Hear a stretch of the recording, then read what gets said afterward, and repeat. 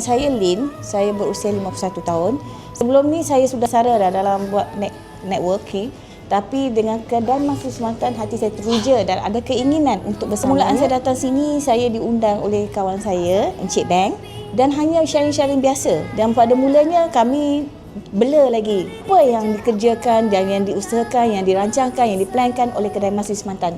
Tetapi ambil masa sebulan untuk saya move. Dalam Kedai Mas Sri Semantan ni saya amat terasa satu feel yang amat luar biasa, yang di mana bukan setakat saya saja menikmati apa yang saya buat, tapi saya rasa saya membantu orang di luar sana daripada masalah keuangan. Dia boleh merubah kehidupan dia daripada dulu, berbeza daripada sekarang. Alhamdulillah lah.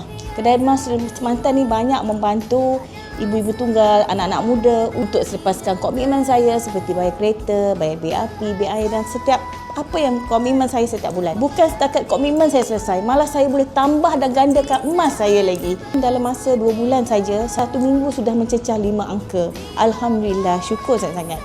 Saya ucap terima kasih yang amat besar sangat kepada syarikat Kedai Mas Sri Semantan kerana memberi saya sebuah kereta MERS di luar jangkaan saya lah. Dan terima kasihlah kepada Tok Pak, pengurus Kedai Mas Sri Semantan. Untuk kawan-kawan kita, saudara-saudara kita yang dekat luar sana, saya harap jangan fikir-fikir lagi untuk bersama Kedai Mas Sri Semantan ni.